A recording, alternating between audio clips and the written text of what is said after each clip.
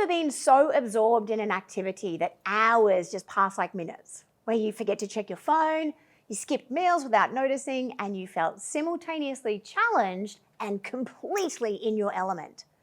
That's what psychologists call flow, and it might be the most powerful form of adult play that you can experience. Today, we're exploring how you can find your flow and why it's essential for your well-being.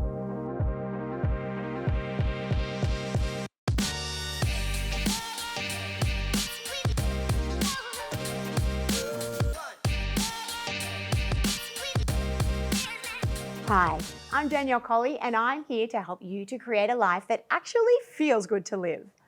During the COVID-19 pandemic, I rediscovered a love of art. I'd pull out tubes of paint with exotic names and I'd line them up like little soldiers, and I'd lose myself completely in the creative process.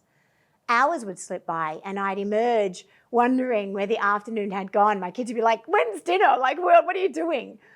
But this experience of being completely immersed in an activity is what psychologist Mihaly Csikszentmihalyi calls flow. In his groundbreaking research, Csikszentmihalyi found that people are the happiest when they're in this state of focused concentration and complete absorption. According to a 2018 study published in Frontiers in Psychology, people who regularly experience flow report higher levels of happiness, purpose, and overall life satisfaction. That's so interesting, don't you think? The research shows that during flow, your brain releases a potent cocktail of neurochemicals, including dopamine, endorphins, anandamide, and serotonin. This creates what New York Times bestselling author and co-founder of the Flow Research Collective, Stephen Kotler, calls the most addictive state on earth. But unlike some other addictions, this one is actually good for you. So what actually creates this magical state? Like, how do we hook into that? After studying thousands of people across many cultures and occupations, Csikszentmihalyi identified several key elements. We need clear goals with immediate feedback, a challenge that stretches your skills but without overwhelming them, complete concentration on the task at hand, and a sense of control and agency. Absolutely, we need a loss of self-consciousness, right? And we have a transformation of time where it almost becomes elastic. We lose sense of time. When I worked with my client, Katie, a stressed mom, a busy healthcare practitioner who was working shifts and felt disconnected from her joy, she discovered that her childhood love of ice skating still had the power to put her in the flow state. When she hit the ice, she experienced all of these elements: the challenge, the concentration, the timelessness. Reintroducing regular skating lessons into her life didn't just bring her happiness. It improved her leadership at work and home by enhancing her creativity and resilience. She was also doing something that she loved just for her. The beauty of flow is that different activities trigger this feeling for different people. For some, it might be physical activities like running, not my bag, rock climbing. It can also be creative pursuits like writing and painting. It might even be cooking and gardening.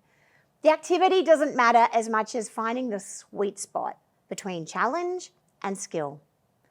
So how do you find your personal flow activities? Maybe start by thinking about what absorbed you as a child. What made you lose track of time? These early passions often provide clues to what triggers your flow. Next, maybe consider when you've experienced flow as an adult. Maybe it was like diving into a work project that you loved, or getting lost in a new hobby, or even engaging in a deep and meaningful conversation. What elements made those experiences so absorbing? In my book, The Chocolate Bar Life, I share how my art mentor, Tracy, helped me to overcome my perfectionism by remaining curious about my work. Instead of judging my art harshly, she suggested asking, what if? What if I try this color? What if I put this here? This approach of curiosity and experimentation was key to me finding my flow. Remember that flow activities should be challenging enough to engage you fully, but not so challenging that they create anxiety. Should also get immediate feedback from it so that you can just adjust as you go. But most importantly, they should be intrinsically rewarding. Activities that you would do even if no one ever saw the results. In our next video, we'll explore learning to turn left, How persevering through the awkward beginner phase of new activities can lead to unexpected joy and growth.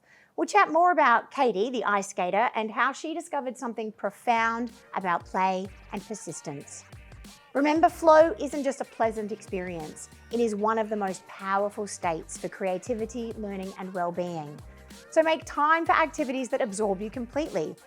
In a world of constant distraction, giving yourself the gift of flow might be the most revolutionary act of self-care. Maybe that's how you can be your own friend.